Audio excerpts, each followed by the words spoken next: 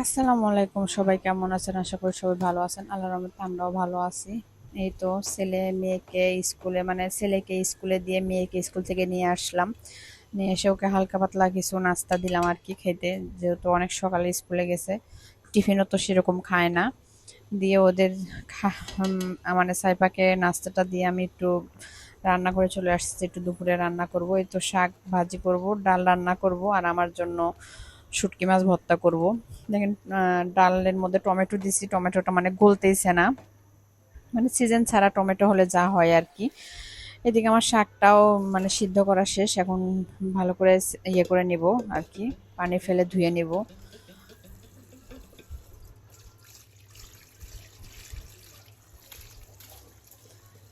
এটা অনেক আগের ভিডিও, এতদিন আপডেট করব হলে দোয়াই হচ্ছিল না, মানে এডিট করা হচ্ছিল না আর কি। তার মধ্যে দেশের অবস্থা ভালো ছিল না, নেট ছিল না, এই জন্য দেওয়া হয় না। এই তো শাকটা ভাজি করে নিব।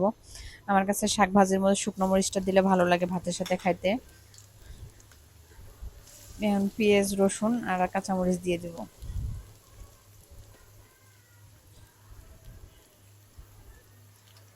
এই তো এখন শাকটা দিয়ে ভালো করে ভেজে নেব।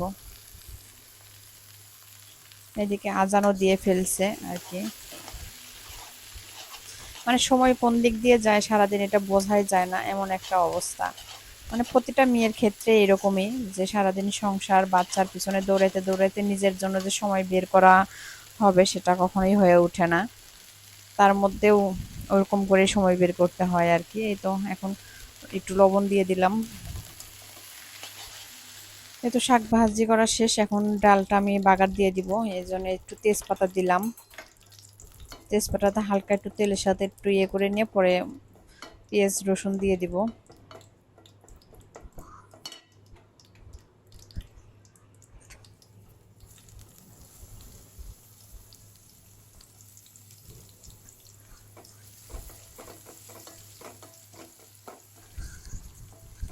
এই তো পেঁয়াজ আর রসুনটা একটু ভালো করে ভেজে নিচ্ছি, একটু লালচে করে ভেজে নেব। এখন দিলাম হলে জিরা আর পাঁচফোড়নটা।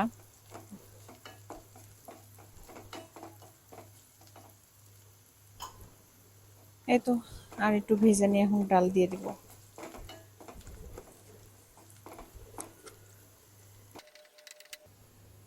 এই যে এখন ডালটা দিয়ে দিব।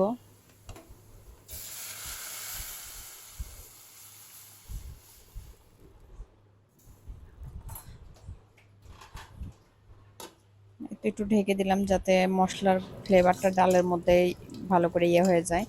এদিকে মরিচটাও ভেজে নিচ্ছি। আজকে চিন্তা করতেছি একটু ঝাল করে ভর্তা বানাবো, কারণ অনেকদিন হলো ঝাল ভর্তা খাওয়া হয় না।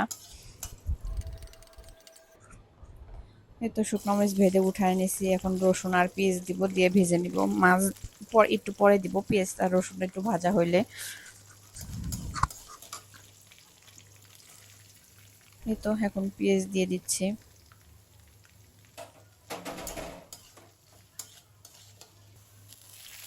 এই তো পেঁয়াজ আর রসুন ভাজা শেষ, এখন ওই তেলের মধ্যে হলে চাপা মাছের শুটকিটা দিয়ে দিব, দিয়ে ভালো করে ভেজে নেব। এদিকে সাইপাকে বলতেছি তুমি একটু সোফার রুমটা একটু গুছাও।